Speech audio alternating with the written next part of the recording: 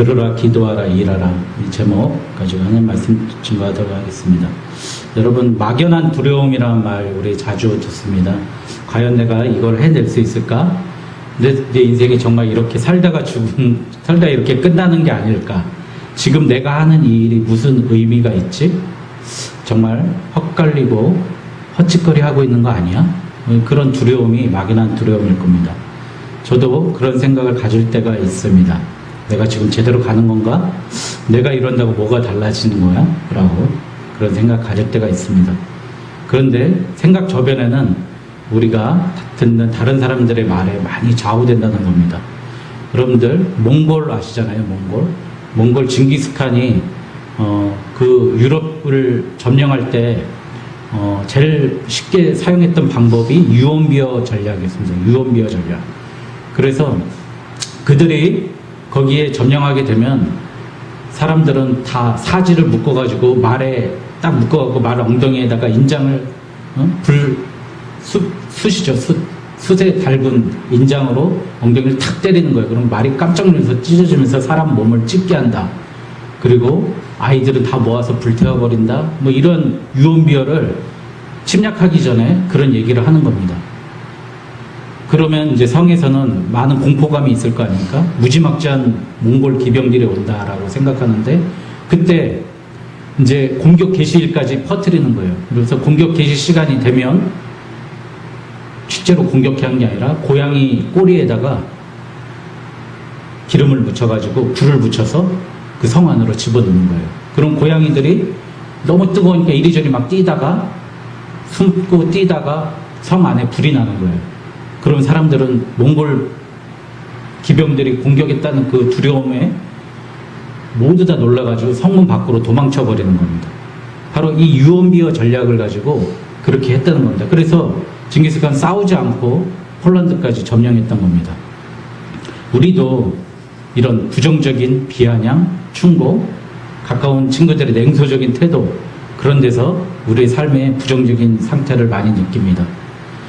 요즘은 더 심하다는 거예요. 왜냐하면 우리에게는 너무 많은 자유시간이 있다는 겁니다. 제가 90년대에 봤을 때는 거의 한 70시간 일했던 것 같아요. 토요일까지 일하고 주일날도 일했던 공장이나 회사들이 너무 많았어요. 근데 지금 우리는 주 40시간 근무하지 않습니까?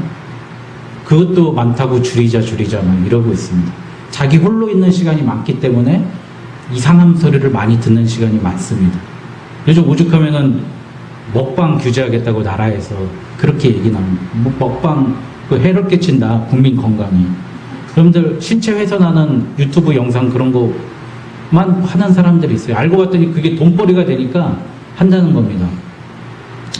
여러분들 스마트폰이 나쁜 것은 아니지만 거기서 내 영혼을 좀먹고 부정적이게 만들고 그렇게 된다면 자꾸 사탄의 조장에 우리가 넘어가는 것인 줄 알아야 됩니다. 오늘 본문에 나온 느헤미야는 이것에 대해서 다음과 같은 작동 원리를 얘기합니다. 첫 번째, 기도가 최고의 전략이라는 겁니다.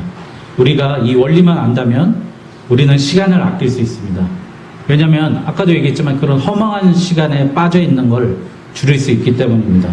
또 기도하면 우리에게 나타나는 가장 중요한 건 우리 멘탈이 강해진다는 겁니다.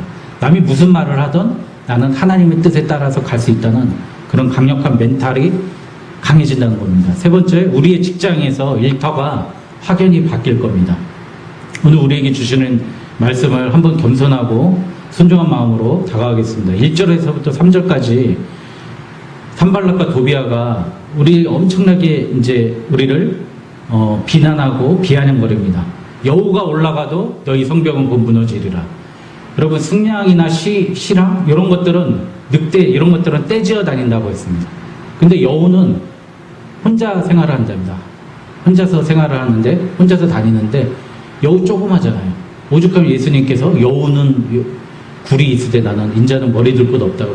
그 조그만 여우도 굴이 있다는데 그러니까 작다는 건데 그런 작은 여우가 올라가도 성이 무너진다 그렇게 얘기를 했습니다. 그런데 그런 비난을 들은 느헤미야는 어떻게 했다고요? 기도했다고 합니다. 4절 5절 바로 기도합니다.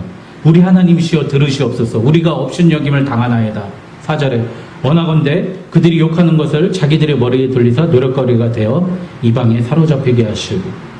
여러분, 다윗처럼 느헤미야도 하나님께 이르는 겁니다. 하나님, 저것들 도말하지 마세요. 저들의 죄 절대 잊어버리지 마세요. 복수해 주세요.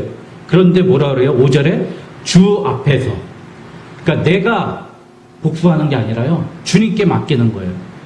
나를 비난하고 나를 욕하고 나의 적이 원수가 있다 그럴 때, 물론 예수님께서는 원수를 사랑하라고 했지만 그것보다 느헤미야 먼저 주 앞에다 내놓는 거예요. 주님이 처리해 달라고 얘기했습니다. 이렇게 기도했다는 겁니다. 그랬고 성이 이제 절반 정도 쌓아 올라갔습니다.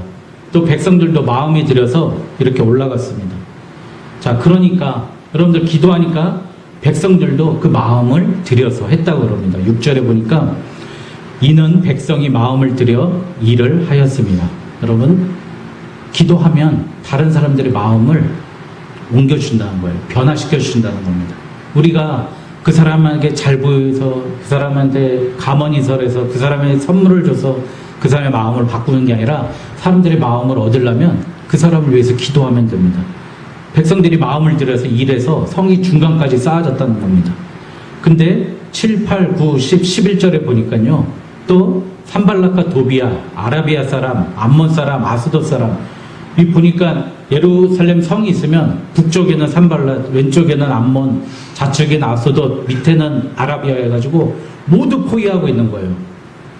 동서남북이 다 막혀서 너희들 빨리 우리한테 안 오면 니네 죽을 거야. 이렇게 10번이나 그들에게 협박을 했다는 겁니다. 여러분, 우리 C.S. 루이스가 이런 얘기를 했답니다. 우리가 범하는 가장 오류 중에 사탄을 너무 하찮게 보거나 사탄을 너무 무서워하거나 그 두 가지 오류를 범한다고 그래요. 우리는 사탄에 대해서 아무 감각 없이, 사탄이 어딨어. 근데 사탄은 분명히 오늘 나오듯이 사방에서 우리를 잡아먹으려고 하는 거예요. 동서남북에서. 또 반대로 사탄을 너무 두려워해서 사탄이 너무 무서워요 하는 것도 잘못하고 있다는 겁니다.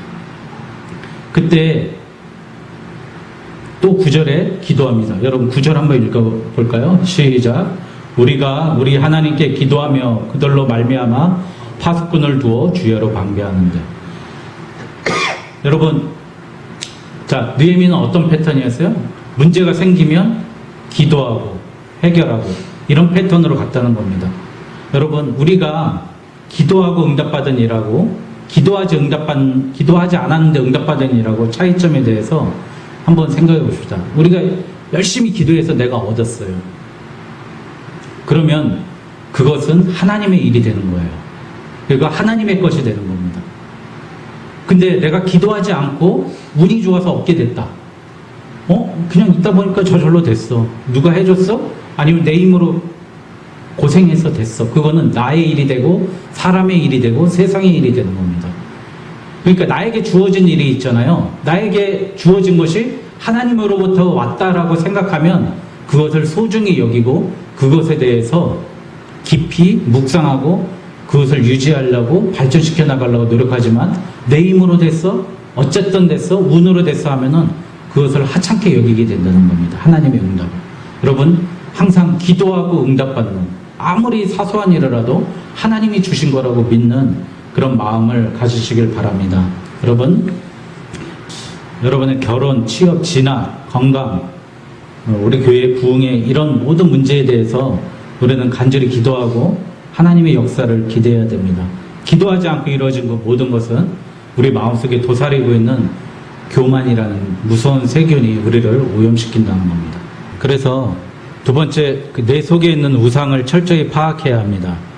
13절에서 14절 한번 같이 읽어보겠습니다. 내가 성벽 뒤에 낮고 넓은 곳에 백성이 그들의 종족을 따라 칼과 창과 활을 가지고 서 있게 하고 내가 돌아본 후에 일어나서 귀족들과 민장들과 남은 백성들에게 말하기를 너희는 그들을 두려워하지 말고 지극히 크시고 두려우신 주를 기억하고 너희 형제와 자녀와 아내와 집을 위하여 싸우라 하였느니라.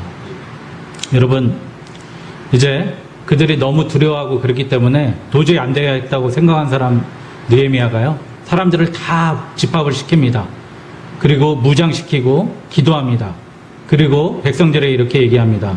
너희는 그들을 두려워하지 말고 지극히 크시고 두려우신 주를 기억하라고. 그래서 들려오는 위협과 모략, 비아냥을 듣습니다. 하지만 하나님의 말씀을 더 신뢰했다는 겁니다. 신명기에 나오는 크신 하나님의 능력을 기억하라고 느헤미야 이때 선포합니다.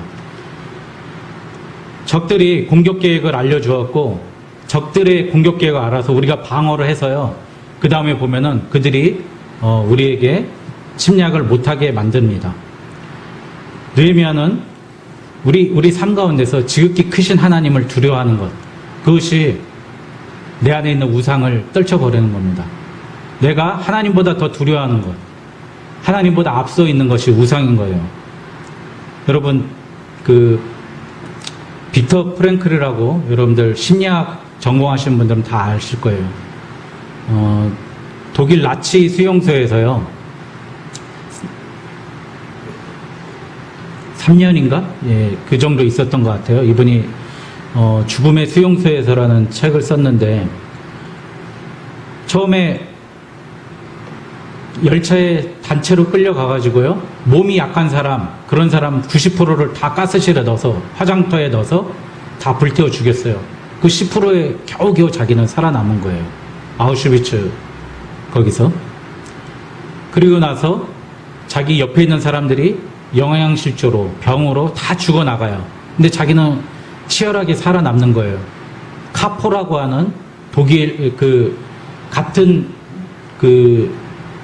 수용자지만, 포로지만, 포로 중에서 뽑은 앞잡이들한테 잘 보여서 겨우겨우 그가 살아나갑니다.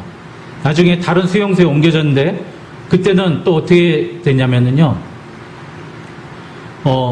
이제 종전이 됐다고 그런 소문이 있어가지고, 트럭 2대가 와가지고 수용소에 있는 사람을 태우러 가는데, 자기하고 자기 친구만 그 명단에 없는 거예요. 빠진 거예요. 그래서 자기는 이제 거기 남아서 죽게 되는 거예요. 그런데 알고 봤더니 국제연합군이 자기 수용소로 먼저 오고 트럭으로 2대로 이동했던 그 수용소를 나중에 가보니까 거기 있던 사람은 전쟁이 있어서 다 몰살돼 버린 거예요. 그러니까 자기 운명을 계속해서 죽지 않고 견뎠습니다. 그래서 자기가 살아난 확률을 보니까 28명 중에 1명 살아난 확률로 자기가 살았다는 거예요. 그가 죽음의 수용소에서라는 책에서 이렇게 얘기합니다. 살아 돌아온 사람이 시련을 통해 얻은 가장 값진 체험은 모든 시련을 겪고 난 후 이제 이 세상에서 하나님 외에는 아무것도 두려워할 필요가 없다고 하는 경이로운 느낌을 갖게 된 것이다라고 고백합니다. 내가 모든 시련을 겪고 나서 이제는 하나님 외에는 아무것도 두려워할 필요가 없다고 그는 느꼈다고 합니다. 우리는 하나님을 두려워하지 않고 세상을 더 두려워한다면 이것이 바로 불신앙이고 불순종이고 이것이 우상을 섬기는 것이 됩니다. 여러분, 세 번째, 치열하게 일해야 하며 치열하게 싸워야 합니다. 하나님은 느헤미야를 통해서요, 이스라엘 백성들에게 일을 주셨어요. 한 손에는 니네 짐을 나르고 한 손에는 병기, 창칼을 잡으라고 했습니다. 우리는 내가 일만 잘하면 되지 이렇게 착각합니다. 그러나 우리가 일을 하는 이유는 세상에서 먹고 살기 위해서 일하는 것이 아니라요, 세상 속에서 오늘 유대 백성처럼 하나님의 성벽을, 하나님의 나라를 건설하기 위해서 파견받았다는 걸 분명히 아시기 바랍니다. 그러니 우리는 역설적으로 세상으로 보내졌지만요, 세상과 분리되고 있어야 됩니다. 세상에 있지만 세상에 속하지 않아야 됩니다. 세상에서 하나님의 나라를 확장하기 위해서 일하는 것입니다. 이것을 제자도라고 합니다. 제자라고 합니다. 제자의 길이라고 합니다. 그래서 우리를 너희는 세상의 소금이 되라 라고 말씀하셨습니까? 그렇게 얘기하지 않았어요. 예수님께서는 너희는 세상의 소금이라고 얘기했습니다. 우리는 니네들이 이렇게 돼서 소금으로 발전해 가, 그 얘기가 아니라요, 너희들이 내 제자면 너희는 소금이어야 된다는 거예요. 우리가 소금이 되지 않으면 쓸모없는 인간이 된다는 거예요. 하나님께서 아무 쓸모없는 사람이 된다는 겁니다. 여러분, 우리는 소금입니다. 만약 그 맛을 짜게 하지 않으면 무엇으로 짜게 하려? 너희들 쓸모없다는 겁니다. 세상에서 소금으로 살지 아니하면. 느헤미야 이렇게 가르쳤습니다. 니네 일하라. 일해. 그러지만 한쪽으로는 영적인 전투를 하라는 겁니다. 칼을 차고 너희들을 항상 위협하려고 하는 그 악의 무리에 대해서 전투에 대해 아까도 얘기했지만 내가 일만 잘하면 되지, 내가 먹고 살기에 성공하면 되지가 아니라 내 안에 영적인 전투를 해야 되는 거예요. 나를 우는 사자와 같이 잡아먹으려고 하는 그들을 찾아야 되는 겁니다. 그들과 전투를 해야 되는 거예요. 사탄 마귀는 우리를 찾고 있습니다. 우리가 또 느헤미야는 이렇게 얘기합니다. 너희들 항상 모여 있어라. 성 밖으로 나가지 말라고 그래요. 성 밖에 나가면 적들이 도사리고 있잖아요. 성 안에 있으라 합니다. 영적으로 생각해 보세요. 여러분들 교회와 등지지 말라는 얘기입니다. 성전 안에 있으라는 겁니다. 어느 곳에 있든지 나는 성전에 있어야 됩니다. 그것이 바로 예수님과 연합하는 것입니다. 그곳에 진정한 자유가 있습니다. 그곳에 바로 하나님의 임재가 있습니다. 23절에 보니까 한 가지 더 명령합니다. 우리가 우리의 옷을 벗지 아니하였으며, 여러분 옷을 벗지 아니하였다고 합니다. 여러분 저는 누가복음 15장에 나오는 탕자의 비유를 읽다가 이런 구절이 들었습니다. 탕자가 돌아온다는 소식을 듣고 아직도 거리가 먼데 아버지가, 예수님 아니겠습니까? 예수님이 탕자를 보고 측은히 여겨 달려갔다고 그럽니다. 우리가 예수님께만 오면 예수님 달려오시고, 아버지가 이렇게 얘기합니다. 제일 좋은 옷을 입혀 내어다 입히라 그럽니다. 저는 이 말씀 들으면서 예수님께서 우리가 주님 앞에 오기만 하면, 예수님 앞에 서기만 하면 우리에게 가장 좋은 옷을 입혀주신다는 겁니다. 하나님, 나에게 입혀주신 그 옷이 가장 좋은 옷이라는 거예요. 느헤미야도 너희들이 옷을 벗지 말라고 그럽니다. 여러분, 지금 내게 주신 옷이 가장 좋은 옷이며 이것이 예수님이 원하는 삶입니다. 여러분, 삶을 거부하지 않기 바랍니다. 우리에게 일이란 무엇입니까? 이런 삶의 의미를 대답해주는 좋은 하나의 응답입니다. 내 삶의 의미를 알고 싶다. 내가 찾아서 일을 하는 게 아니라요. 내가 일을 해서 그 일 속에서의 답을 내가 찾아내야 되는 겁니다.